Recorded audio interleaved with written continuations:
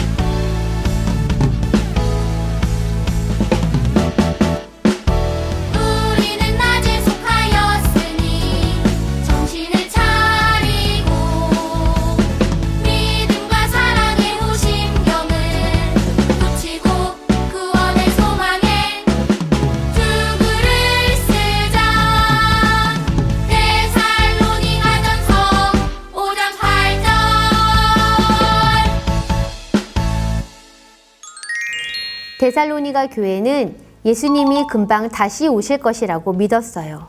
하지만 어떤 사람들은 예수님이 우리가 사는 동안에는 오시지 않을 것이라고 생각했어요.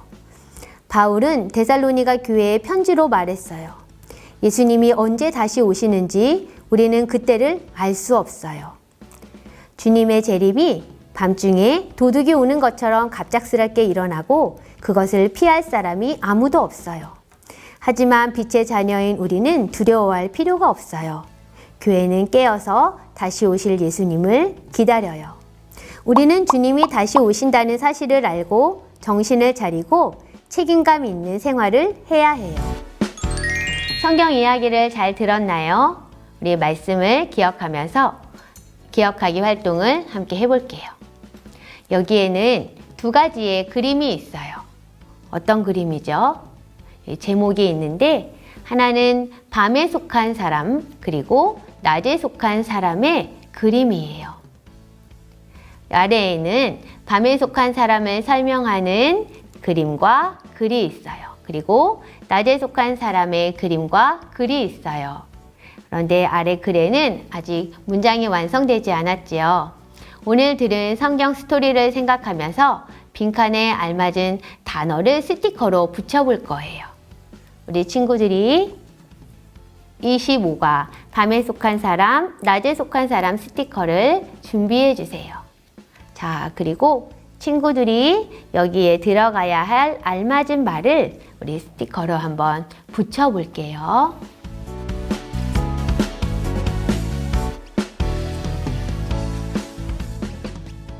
자, 우리 친구들도 한번 다 붙여보았나요? 그러면 밤에 속한 사람, 낮에 속한 사람을 우리가 한번 잘 살펴볼게요. 먼저 밤에 속한 사람이에요. 밤에 속한 사람은 예수님의 오시는 날짜를 알고 있다고 했나요? 아니에요. 예수님이 오시는 날짜를 몰라요. 예수님은 그날과 그때는 아무도 모르나니 오직 아버지만 아신다고 말씀하셨어요. 예수님이 오시는 날짜를 알 수 없어요. 그런데 낮에 속한 사람은 어떤가요? 밤에 속한 사람이든 낮에 속한 사람이든 예수님께서 언제 다시 오시는지를 우리가 그 날짜를 알지 못해요. 두 번째 설명을 볼게요. 밤에 속한 사람은 하나님으로부터 어떤가요? 가까울까요? 아니에요. 밤에 속한 사람은 하나님과 멀리 떨어져 있어요. 하지만 낮에 속한 사람은 어떤가요? 바울은 낮에 속한 사람을 빛의 아들이라고 했고 그들은 하나님의 자녀예요. 세 번째, 밤에 속한 사람이 예수님이 다시 오신다는 것을 알고 있을까요? 밤에 속한 사람은 예수님이 다시 오신다는 것을 알지 못해요. 그들은 모든 것이 평안하고 안전하다라고 하면서 잠들어 있고 이렇게 취해 있어요. 그런데 낮에 속한 사람은 어떤가요? 예수님의 다시 오심을 알고 있을까요? 낮에 속한 사람은 예수님이 반드시 다시 오신다는 것을 알고 다시 오실 예수님을 기다리고 있어요. 네 번째, 밤에 속한 사람은 어떤 즐거움에 빠져 있을까? 우리가 세상이라고 붙였어요. 여기 먹고 마시고 즐기는 이런 세상의 즐거움에 빠져 있다는 말이에요. 그런데 낮에 속한 사람은 어떨까요? 여기 정신을 차리고 살아요. 바울은 다른 사람들처럼 이렇게 밤에 속한 사람들처럼 잠들지 말고 오직 깨어서 정신을 차리라고 했어요. 다섯 번째, 밤에 속한 사람은 말씀을 어떻게 할까요? 하나님의 말씀을 무시해요. 믿지 않고 소중히 여기지 않아요. 하지만 낮에 속한 사람은 하나님이 주실 구원을 소망하고 기대해요. 예수님이 우리의 구원자이심을 알고 주님이 다시 오심을 소망하고 있어요. 바울은 하나님으로부터 소외된 것, 멀어진 것과 주님이 다시 오시는 재림에 대해서 모르는 것을 여기 밤과 어둠이라고 표현했어요. 반대로 구원과 주님이 오실 날을 기다리고 또 알고 있는 것을 빛과 낮이라고 표현했어요. 예수님을 믿는 우리들은 어둠에 있지 않고 빛의 자녀, 그리고 낮에 속한 사람들이에요. 우리 핵심 문장을 보며 기억하기 활동을 마무리할게요. 교회인 우리는 예수님의 다시 오심을 어떻게 기다려야 할까요? 우리 친구들이 핵심 문장으로 대답해 보세요. 교회는 주님이 다시 오실 때까지 어떻게 해야 하나요?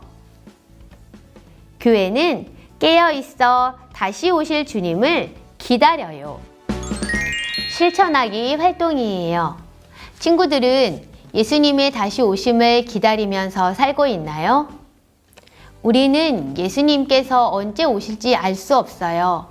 하지만 우리가 낮에 속한 사람으로서 다시 오실 예수님을 기다리면서 살아가는 것은 아주 중요해요.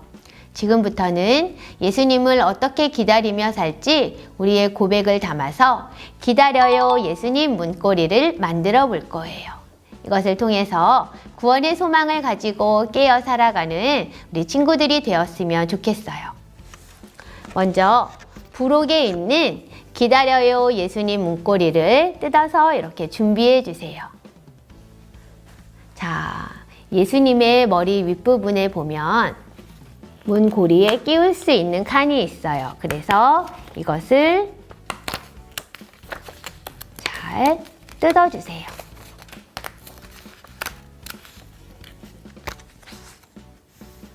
문고리에 여기 말씀이 있지요. 우리 적혀 있는 우리 외울 말씀을 큰 소리로 같이 읽어볼게요. 우리는 낮에 속하였으니 정신을 차리고 믿음과 사랑의 호심경을 붙이고 구원의 소망의 투구를 쓰자. 데살로니가 전서 5장 8절 말씀. 아멘. 자, 이제는 문고리에 있는 단원송 QR을 연결해서 찬양을 함께 불러볼게요.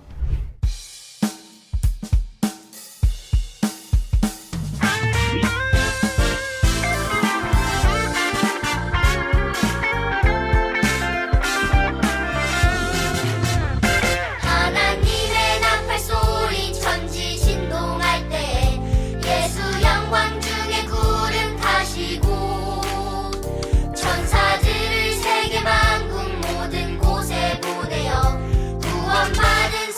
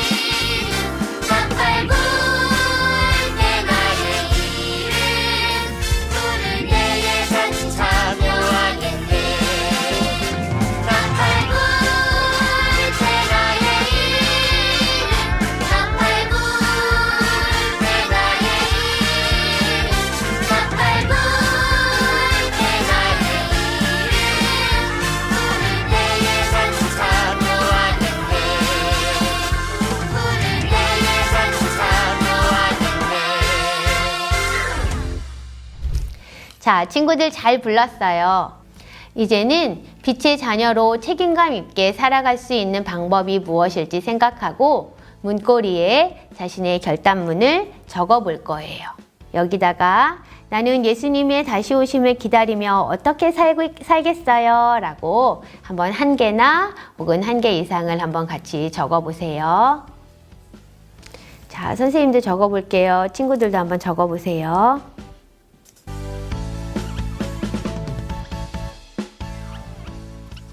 우리 친구들도 자기가 적은 것을 한번 말해 주세요. 선생님은 성경을 매일 읽어요. 기도를 매일 드려요. 정신을 차리고 예수님이 다시 오신다는 것을 기억하면서 말씀을 읽으며 또 기도를 드릴 거예요. 우리 친구들도 이 문고리는 집에 가져가서 가장 잘 보이는 문고리, 자기 방에 있으면 자기 방의 문고리에 걸어두면 좋겠지요. 그리고 사진을 찍어서 선생님께 보내주세요. 그리고 이 문고리를 볼 때마다 하나님, 제가 책임감 있는 빛의 자녀로 살게요 라고 이렇게 결단하며 예수님의 다시 오심을 기억하고 기다리는 친구들이 되세요. 자, 우리 함께 외쳐요를 해볼 텐데요. 예수님의 다시 오심을 기다리며 우리는 어떻게 살아갈까요? 빛의 자녀로 살아가기 위해서 우리 함께 외쳐요를 큰 목소리로 2번 읽을게요. 빛의 자녀로 책임감 있게 살자. 빛의 자녀로 책임감 있게 살자.